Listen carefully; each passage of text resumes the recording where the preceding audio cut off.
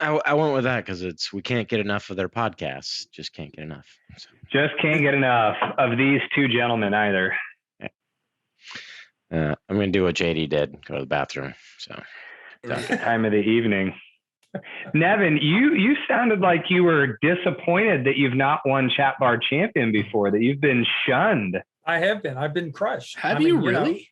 Yeah. There was a night. Well, maybe Nevin, maybe you need to realize why that is. Maybe you need to change up what you're doing. You can't just come in every episode and try to outsmart everybody and post articles and long comments. Why don't you try to flip the script a little bit, have a little fun, loosen it up, say a joke. I don't know. Nevin, sponsor Mark's robe and you'll win. Jeez. That's what he's really saying. Yeah, I can figure that Nevin, out. Stop bringing value to the chat bar. Stop bringing value to the chat bar. You're upsetting Mark. Apparently. Yeah, stop saying smart stuff. I appreciate it. Okay. Got a, at first I thought this was a joke, but as I read it more and more, this person is actually mad at me.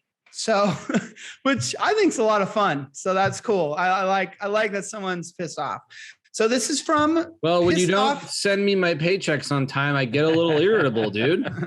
This is from Pissed Off and Betrayed Financial Advisor. He says, "Surfer dude, heard your recent comments about," this is in all caps, "not knowing," quoted, "about provider platforms competing and stealing plans from FAs." We can use acronyms now, Fred, it's the after show. "Respectfully, get your head out of the sand, dude." He goes on. "Plan relationship managers are being trained to slowly but surely take over the plan client relationship. This is coming from a record keeper. And move them to their in-house 321 or 338 financial division, or to an associated outside third-party 321 or 338 that gives the plan provider financial kickback. Advisors are being reined out of the retirement plan market. The plan providers are not getting any pushback from the advisor community. This is great. Your selected blindness," he's speaking to me, "is highly suspect. I keep hearing these providers are funding your show." So I'm in on this. I'm gonna agree with Webby on this a little bit. Webby said this is made up, and I agree with him. This is straight up real. I swear on my chihuahua's Did you respond? Have you had back and forth? No, I have not responded. I'm responding now. You can't respond. It's anonymous. True. Yeah, we don't have his. They emailed you. You've got to know who it is. It went through our website. Yeah, went through the website. If you're going to complain, don't be such a pansy and be anonymous. I'm sorry. He goes on to, he literally did like a. Well, why are you saying he? Well, that's a good point. I'm being sexist. Shame on me. It could be, could be either sex. Shame on you. Whatever. I think women have more common sense than this. And so then he goes on to give me a text grab from some recent proposals he's gotten from vendors. And I won't go through it all, but in these proposals, he's showing the vendors saying things like, look, we do the fiduciary process. We provide 338. We'll look over the investments. We got you covered with this and covered on that. And he's very offended by that. He ends this with, these were proposals from once advisor dependent providers. They, meaning the record keepers, are biting the hand that once fed them. And then he goes back to all caps and says, open your eyes, dude. And so I think he's really mad at me. I don't know what I said, because my first response to this is, I've been saying this from the get-go, that advisors need to watch out for record keepers. Fred, Nevin, should advisors be concerned about record? And I'm putting you on the spot. I know you got relationships and these guys stroke you checks. They don't fund my show, but they fund you guys. They pay me. Should advisors be worried about them? Sorry, Fred, to put you on the spot. I think, frankly, I think that a really good advisor would not ordinarily lose a case to anybody. I mean, I think because they're so valuable and they teach clients to understand their value. I haven't seen, I remember cases over the years, you go way back years and years ago. I mean, like 30 years ago, maybe more, where Great West Life was doing some of that. But I haven't heard anything in the last couple of years where advisors have complained to me that they're losing cases to providers. I think that's the exact statement I said. I think, and it might have been on stage in Scottsdale where I said, I don't think I see situations where record keepers actually steal a plan from the advisor. Now, in this particular letter or email or whatever it is, he seems to be concerned about 321 and 338. I'll go to you, Chad. I don't feel like, or do you think 321 and 338 should be something that makes an advisor feel nervous? No, not at all. I don't think that should be a huge part of their value proposition in the 401k space. If you're selling clients and winning business because you're going to sign on as a 321 or 338, you're missing the mark for where you need to be moving forward in this space. The new world, you can be a great advisor working on a lot of great things and still outsource 338 services. Like that's a total normal model to do. And by the way, I think I can speak on this subject because I am a third party administrator. And you can say TPA now. Yeah, that's right. I am a TPA, and every single partner of ours provides bundled services.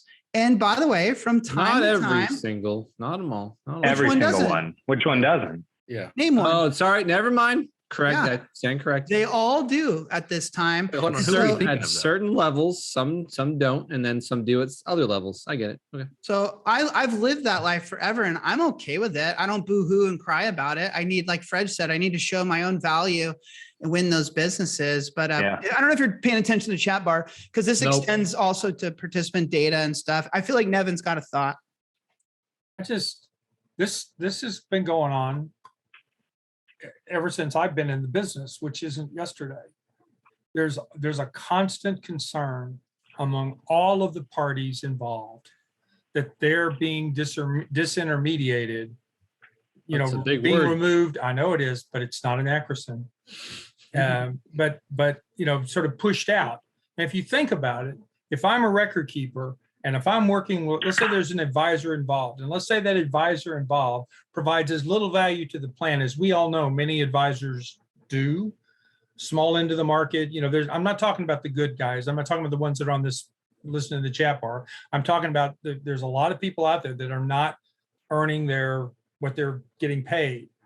And if I'm a record keeper and I'm like that, I mean, even a plan sponsor might come to me as the record keeper and say, dude, can't you get rid of this dude, kind of thing? I mean, do you need him? Because he's just baggage. So, but how real the concern is, I think back to what you all are saying, really depends on the individual. I think an advisor worth their salt won't have any problem with that effort or with that attempt. But we all know that some level, as far as I know, despite their protestations from time to time. Whoa. If you're I know Big another word. big word. What does that If mean? you're a provider, That's a out made there, up word. If you're a provider out there, why do you want to give somebody else a cut? Well, Why here's would you want to, if they're not providing value, why do you want to give them a cut? Well, Why if should they're they not get a cut? providing value, that's a fair statement. But in that scenario, would you then cut them out of the picture or refer an advisor that is going to bring value? Your statement there is fair, but the reason why is because they're a strategic partner. They bring in additional business. There is business reasons for why Fair the enough. record keeping community should be aligning with advisors. fair But enough. let's also admit that there are, I'm sure, I'm not going to name them, I'm sure there are record keepers out there who probably are conspiratorially working on doing just what this advisor is complaining about. Well, I want to back that up. I want to try to put on the tinfoil hat for a moment and try to put myself in this person's perspective. Because even though he or she may not have articulated it properly, I think what they're saying is we need to pay attention to this. He made a comment here. She made a comment about how the advisor community is not doing anything about it. They're just letting it happen. And although I don't think a record keeper is stealing business from an advisor today, I do think that there's kind of a slippery slope happening. And as you go from 321 to 338 to dealing with IRA rollovers to dealing with participant data and possibly selling them other wellness type tools or planning type tools. Here we go, Fred, AKA empower buying personal capital. Then you should not be naive as an advisor or as the advisor community and just sit on the side and be like, everything's cool, don't worry about it. We're fine, because things could change. And then the advisor's role could be carved out. Is that crazy thought? I think, yeah, I think, for example, the record keepers want to own rollovers. I think of everything we're talking about, they want to own that more than anything else. And the advisor probably doesn't want to own all the rollovers, but they want the large rollovers. So there's a battle of sorts going on there. But, first, I think an advisor can control the situation by having really strong value propositions with the clients. Not every client. There's some plan sponsors out there that are jerks and they wouldn't appreciate the value even if you were doing it for them. But over the long haul, you want to accumulate clients who do appreciate the value. And I think the other thing you want to do is embrace change going forward. God almighty, back in the day, JD, we used to make so much money as lawyers off of doing plan documents. I can't tell you the last time I did a plan document. The TPAs cut you out. Yeah, stay in your lane, Fred. It was those damn TPAs. Yes. But my point being is, we've all been, by competition, chopped off at the knees at one point or another. It's happened to all of us. And disintermediated is the word you're looking for. No, that's too big a word. Yeah, thank you. But I think that the key to moving forward is to always be aware of the changes that are going on, anticipating them, and building really strong relationships with your clients. I think, for example, it's possible for TPAs even to, I think the real value proposition of a TPA from a client's perspective is the consulting and the problem solving. I don't think putting the checks in the right boxes and filling out the 5,500 is viewed as a value proposition at all from the client's perspective. You guys know how it has to be done right. You understand the value of doing it right. But I think you need to see it from the client's perspective. It's really what are you telling them about plan design? How are you keeping them up to date on rule changes? What kind of consulting are you giving? When a problem comes up, are you solving it? And maybe a way of having a greater emphasis on that from a TPA perspective would be a value proposition. Well, you guys are in better position than anyone. Like, you've seen this industry over the last 40 years, and it's changed a lot, and it's gone through different changes in different periods, and it looks nothing like it did 30 years ago today. And so I just think that the tinfoil hat wearing guy isn't necessarily an idiot. It's someone who's smart and realizes things are in flux. Things are moving, and I want to put my business model in the right position to benefit from this. And I still think advisors as a community need to band together. I don't think record keepers are doing them a disservice currently, and I'm not so certain they'll do it in the future. But I think that if they did, they wouldn't be doing it on purpose. They'd be doing it for a business model. So if advisors could come together and say, look, don't do that. We are the pathway through to clients, and we don't want you to offer this service or do this thing. We want to do it. Then they can gain control over it, and the record keepers will follow suit. Because the whole bite the hands that feed you thing is what kind of upsets me a little bit. The advisors, to me, are crucial to the success of retirement plans. And if we let these big financial institutions think that they can run it without them, I'm not so certain I like the future. I feel like they're the accountability side of this space right now, JD. You said for a while that the advisor community should be the ones that have access to the data, that leverage the data, because those are the folks that are going to do what is right for the average participant, that is connected to the average participant. I feel like the advisor community is what holds the feet to the fire for the record keeping space. Webby, the letter's fucking real. Webby, get it through your head. I mean, it's too lengthy and too to not be real. Like, and they would have inserted more jokes. And Well, by the way, it's not that far off. Even if it wasn't, I think Webby's trying to say that you wrote it, JD.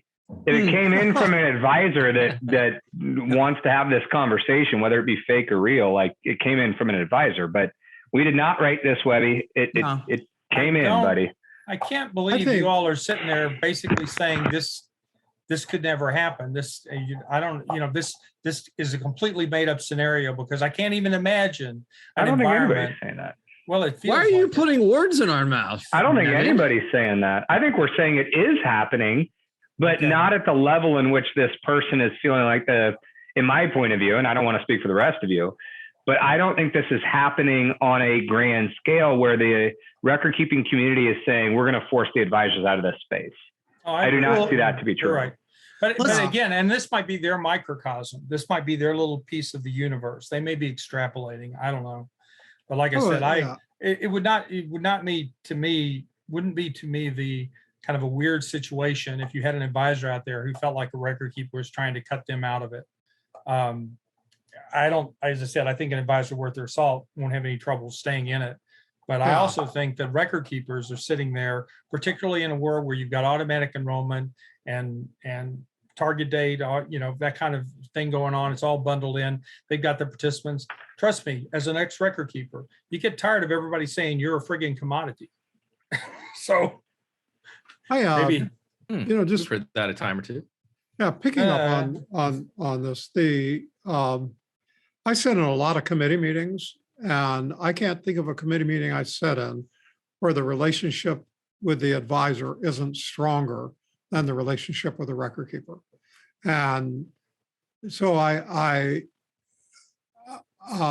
so there's that. I mean, that's a great point. Yeah.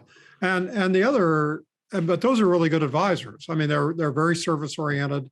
They're staying close to their clients. If their problem goes up with the record keeper, they put themselves in between and they go solve the problem. They really handhold their clients, and the clients appreciate that. The other thing is I on occasion sit on the side of the table of the record keeper on, for example, the distribution side. I can tell you they really value advisors that bring a lot of business to them. They know which side of the bread is buttered in that case. And if they were to do things that caused an advisor rebellion, they could lose a lot of business, and they know it. It's not, there's no mystery there. So I think it's the details though too, Fred. Like I totally agree with you. I don't think it's going to happen where they're going to steal a plan. I think what they're going to do is they're going to take over certain lines of business. As we get into this convergence of health, wealth, and retirement, it's the bigger shops. We've seen it. Like I said, I'll say it ad nauseum with the Empower Personal Capital thing. And I'm not an anti-Empower thing. I'm just saying a lot of these record keepers are going to look for business channels where they can generate more revenue. And I want that revenue stream to be for the advisor and not for the big firms, because then we go down that slippery slope. And I think that's where you're naive as an advisor. If you let them grab this, you let them grab that, you let them do this business model. And then before you know it, you're not in power. Like you said, Fred, you're not the one in power anymore, because the record keeper has taken over a lot of these things. And I think that's the bigger concern. I don't know if this is arguing your point, JD, or not, but where are the majority of the 401k plans held, right? In terms of asset size, sub 10 million, sub 5 million, maybe. The majority of the advisors operating in that space are not advisors that want that control. Not now. Not now. 95% of plans are under 10 million. And the majority of those plans are being sold by providers, set up by advisors, that this is not a focal point of their business. And so they're willing to give away those roles because they don't want to do them. And I'm not saying that's right or wrong, but that's why the record keeping community is picking it up, because they know it can be profitable and they know it needs to be done. Similar to like a 338 or a 321. It's an add-on service that advisor didn't want to do. I'm with you on that, Chad. And I think that brings up a bigger problem, which is, we talked about this on the last week. The specialist advisors, the big shops, the national aggregators, the people that do this really well are coming for the two plan Tonys and Tanyas. Yeah. They're coming into this small market. And Yep. so those advisors cannot continue to act the way you described. They cannot just be the advisor that doesn't care about that stuff because someone else is going to come in and grab it. And so, and then here is the problem, right? And then we go down the slippery slope. I'm just saying to the guy that wrote in, there's some sense, there's some logic there. We do need to pay attention to this. And I think advisors should flex their weight around a little bit, their strength, their power, and let these record keepers know what they want from them and what they don't want from them. I don't think it's happening right now, but we need to look to the future. It could. Let's shift from I didn't know this message was going to get so much heat from the chat bar and webby was going to get so fired up. You guys talked in episode 5 about limiting fiduciary liability. I think you referenced Aon report, right? You talked a lot about, Fred, I heard you talk about so many people spending time on investments, the ranking of the funds, the scores, and I think you even called it sexy or exciting or something or interesting. And so that's why people did that. But you said that maybe the focus should be less on that and more on fees and benchmarking fees. And again, to give this context, this is to lower your liability. You brought up a word that I had never heard before, I'm going to admit. And I was so excited by it. You said fee and expense policy statement. And I was driving my truck and I was like, whoa, is that what I think it is? And why have I not ever thought about that? Can you expand on that a little bit? Sure.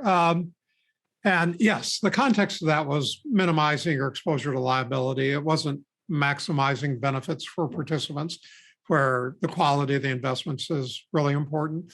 But I don't know, Nevin, maybe 10 years ago, maybe a little longer ago, this concept of a fee and expense policy came up. But for larger plans, for very sophisticated, very focused 401k advisors. And the idea was to create something like an investment policy statement.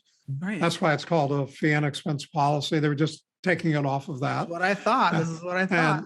And it talks about the policies of the plan and of the plan committee or fiduciaries about calculating and evaluating how much revenue the record keeper's getting, what their policies were about the expense ratios of the investments, and what their policies were about measuring and evaluating the expenses of other service providers.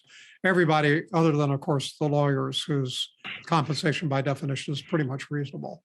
But the idea was to put in a policy what they should be doing. Yeah. Don't pay attention. I am a child of expense recapture accounts. Just set up one of those accounts and pay your lawyer. Yes. But yeah, people should be doing it. A lot of people are doing it. They've never written down why or how they're doing it.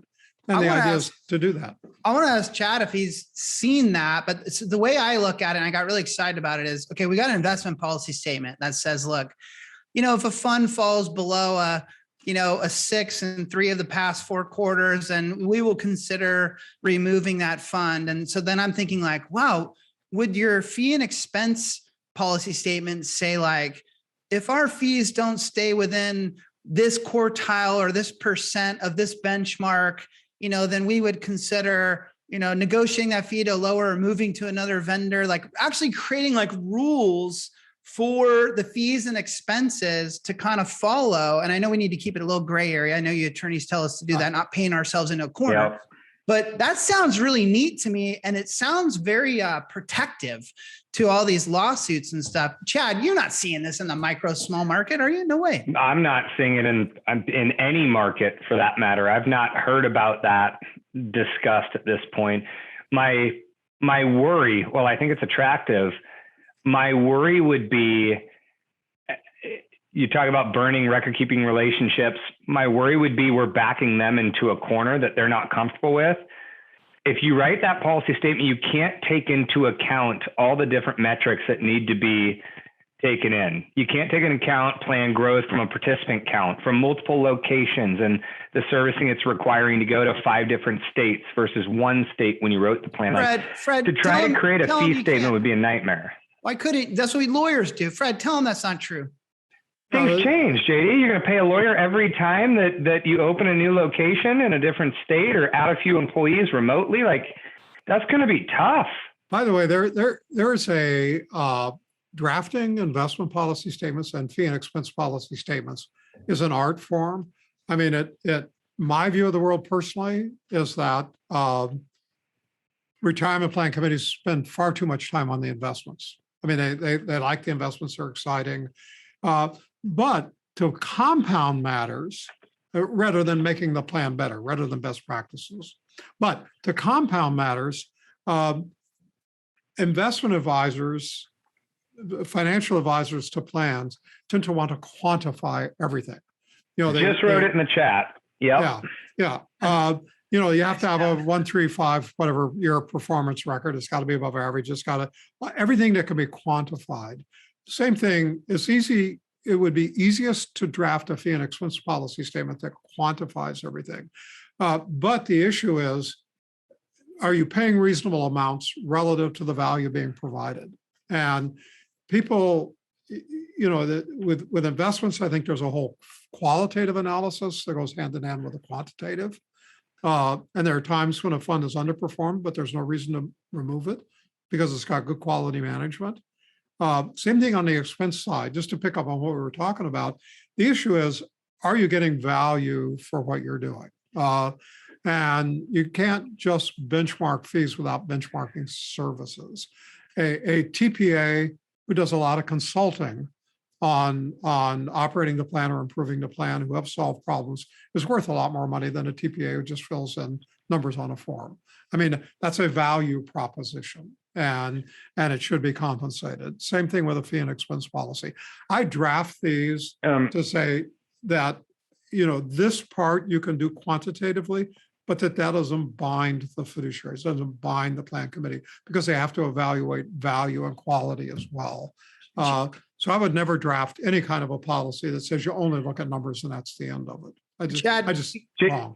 Chad, give you some context, Chad, on this, because I kind of threw you into it. But what started this conversation on the Nevin and Fred podcast was they had seen questions that the fiduciary liability insurance people would ask of these clients. And like one of the number one questions they'd ask is, what's their process for monitoring these fees and expenses? Because they cared less about the funds, and because all these lawsuits, I mean, Nevin's got his ear to the ground. That's where their liability is. Lawsuits are about fees and share classes and this amount per participant. And so, yes, Nevin. There's a case that probably be in NapaNet tomorrow. It's the third one in the last week where a judge has thrown it out because he's basically saying these raw allegations basically don't prove the case. And in fact, the one that I've been working on today is TriHealth Inc. It's a $500 million plan. It's not very big as these things go, but he basically is all over the you can't just say something's a fee's unreasonable based on an amount. You have to do the comparison to the services that you're getting relative to those fees. That's the only benchmarking that's valid in the context of trying to make a case that something was imprudent. First time I've seen a judge actually do that. We all talk about it because they're learning. The time. I think that's and nice. Thank God. I think that's nice. I think that's comforting that he or she's in that headspace. But I also feel like if we know that it's fees that Schlichter's attacking, Schlichter and his peers, then maybe we need to move beyond just classic fee benchmarking. Like, no offense to the 401k book of averages or whatever, but they say this and this thing says that, and we did a fee benchmark and we went out and looked at 5 other proposals from other vendors, and this were the fees that came back.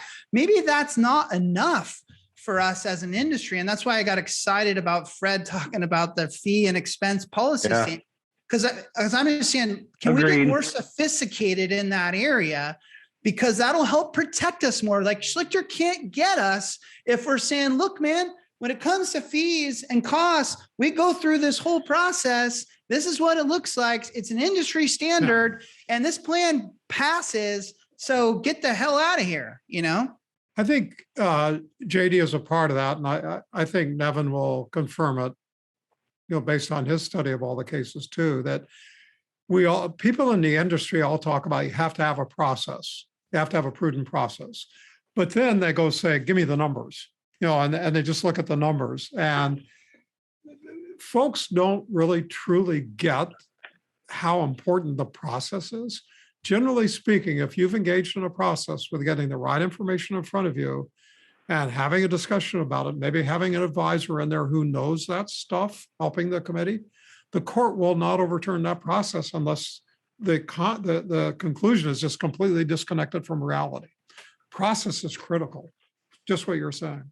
I don't know, Nevin, do you end up where I end up? No, the problem is if you actually take it to trial, you can make that case. And every case I've seen in every jurisdiction, the judges are really reluctant to 20/20 hindsight stuff. They give the fiduciary the benefit of the doubt. It's all very clear and crystal. The problem is what it takes you to get to that point.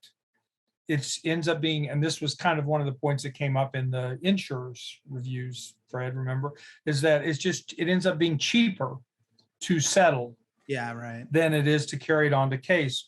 But the problem is the thing that always gets the headlines, and I'll admit it, I'm guilty because we live off clickbait, and it's the lawsuits that get everybody's attention. The discussions that go on afterwards, even the settlements are kind of an afterthought kind of thing. And the cases that go all the way to trial are few and far between. And so it ends up not being an issue, which is why case we wrote up last week, another one that I got interrupted because I had some family stuff going on. And then the one I'm working on for tomorrow is really important because these have gone to trial and these judges are criticizing what's being sort of thrown up every time we have one of these things. And I think that's good. It goes back to what Fred said about looking at that NYU case, who honest to God, for a multi-billion-dollar plan had a shit committee. Just a shit committee, except for a couple of members. And those couple of members were enough to give proof to the fact that there was actual review and analysis and a prudent process. Everybody doesn't have to be part of it. Is, I guess, the point of it. But like you said, though, a lot of times it's going to end up in a settlement. So even though you're right and you can defend yourself, you're not going to get there. So my point then would be is Schlichter and his peers are learning, right? They're learning and adapting and trying to find new ways in. Well, we need to also be smart. And I'm no attorney, and we need to say, okay, how do we plug the gap? You're not? Where these guys are trying He to is a JD though.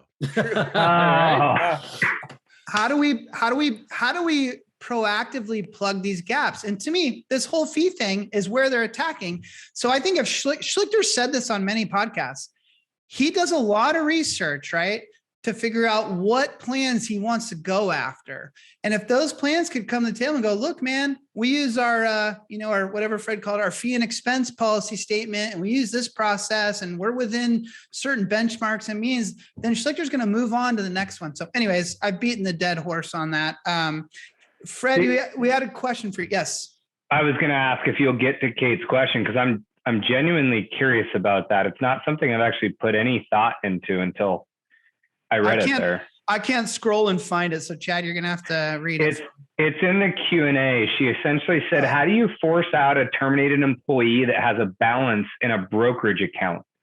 It still shows up at a balance, but apparently the force out process can't proceed with that portion of the balance, meaning the asset sitting in the brokerage window. This is a question for, I'm not going to put Fred. She wanted to know Fred's, but we're all here, but I'm not sure I entirely understand, but I have had a lot of Grey Goose tonight. So you have a participant that needs to be forced out. Let's just say they're sitting at $4,000 and we have a force out provision at $5,000 and under. How do we get them out when they're sitting in a brokerage window with dollars sitting, call it TD Ameritrade, invested in direct equities? Like Nationwide doesn't have access to TD Ameritrade's assets. So I don't know if this will work or not. And Fred, you need to check me on this. It's been a long time since I've been this close to that kind of process. But in my day is this, there was basically kind of a notional, there's another big word, plan asset on the books of the trust account that represented, that kind of stood as a placeholder for the assets that were actually at the self-directed brokerage account. I don't know if that's how it's being done or not. And what you can do, obviously, is basically if you kick out a tax form and say you distributed that, Oh, I then see. it's like a deemed distribution. I see the question. I get the question now. I'm so dumb. I'm such a dumb surfer. Well, and I finally got Nevin's answer, I think. I don't know for sure that it would work. It a lot depends on how the assets being record kept. I'm going to be simpler here too, and kind of wave the TPA flag. A lot of the brokerage accounts that we work with will take fucking direction from us one way or another as a TPA. And so if we told them to force something out and it was below some number that they needed, a lot of them would still force it out from us. That's JD. I think you're right. If it's a trust accounted plan where it's sitting on our master account, Schwab, TD, so forth. Right, but right. If it's at Nationwide, where we're not talking to TD Ameritrade, and I don't mean to throw Nationwide under the bus or anybody else in there. Like, we're talking to the record keeper who has a relationship with that outside brokerage, and the record keeper has no ability to liquidate those assets because of how the relationship exists. Well, I would also call that a flaw in the system then. But isn't I think that's what Kate's the trust identifying. listed? Isn't it listed in the trust name though? Still, even though it's at the brokerage account. Totally. Yeah, It should be. absolutely. Yeah. Then you own the assets, and I think then the only issue is you're going to force it out by forcing a sale. But so I think what Kate's getting at is less of can you do it and more of how you do it, which is you are correct there, Nevin. But TD Ameritrade does not see these assets as part of the Plan Design Consultants 401k plan. They see these as a brokerage account for Chad Johansson. And so they're not taking direction from Nationwide in that scenario. And I think that's what she's getting at, is she's having trouble getting people to liquidate those assets because they see it as a brokerage account for Chad, not a 401k as part of the Nationwide plan. Well, that's when I would say, like I said, it's a blunt instrument, but treating it like a deemed distribution kind of thing. So, that can be his own account, but he's basically going to pay taxes on the distribution. And then if he wants to argue with the IRS about how he rolled it over into the self-directed brokerage account, well, let him mess with it. I love that from a pure ERISA perspective. The trustee controls all of that. There's either a directed trust. There's either a trustee with discretion or a directed trustee that has to do what the plan fiduciaries tell them to do. Right. And legally, just ERISA legal, they could tell the TD Ameritrade, we're closing that brokerage account, send us the money. Now, if the record keeper won't accept the money into their cash account, the trustee could set up an account. Joe Blow, trustee of the ABC Trust, set up a checking account in the trust name, put the money in there and write a distribution check. But the practical question is, will all the players play by the ERISA rules, or do they have a separate set of rules? So, I love that you said that though, Fred. That's it. I mean, I wanted to say it in my head, but it needs a smart guy like you to say it, which is the plan sponsor's in charge. It's their plan. It's their assets. They should tell TD Ameritrade to jump, and TD Ameritrade should say how high. But this is the exact, and I know we can't do it now, but this is why I sent you that email earlier today with the CalSavers issue. No, is because CalSavers is saying this is what you're supposed to do, and I'm fucking saying it can't be done. CalSavers, that cannot be done. But I got news for you. We cannot have this, second man at the American Retirement Association and the most famous ERISA attorney on the planet Earth answering small, detailed questions for you and Kate Clark. These are not small, detailed questions, though. This has got to exist on a bigger scale. Do you see Kate saying this is actually her plan, and she's being told it can't be done? I get it. So that's a bigger situation. Well, just like that CalSavers one is huge. I think Fred and Nevin are going to send you an invoice for their time spent. Everybody. Quit boring everyone. Yeah. Yeah, no, we're good. We're good. I appreciate you guys putting your brain on that. for her. And yeah, there are things that are broken out there. Not everything works perfectly. Fred, thanks for sticking around. Nevin, thanks for sticking around. It's been an absolute honor. We're humbled. It's great. We get to talk shop with you. And anything we can do to keep promoting that podcast, we will do it. And the chat bar is still going off. Yes, Bill. I gotta get Mark a patch. That's all. Yeah. But I'm warning you, it's going to be big. The bigger, the better. The bigger, the better. So thank you so much, you guys. Thanks for being the icons that you are. And you've got our full support. And yeah, it's been another episode of Retireholics. We'll shut this fucker down, and I'm going to call myself an Uber and go to the bathroom for the 4th time tonight. Surprise rookie, really made. We're gonna have to rename it. There go the Dodgers. Giants.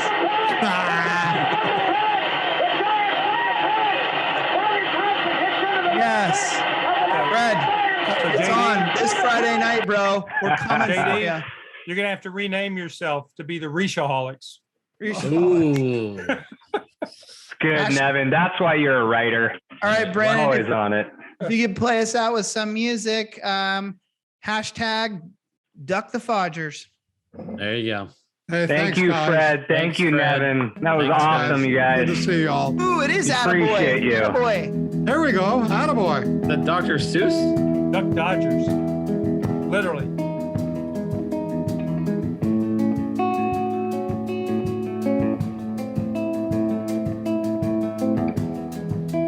Keep on trucking, lucky. Kiss the pedal to the floorboard, buddy. You got a bum leg, I know Next you year. got a bum Take care. Bye-bye. leg.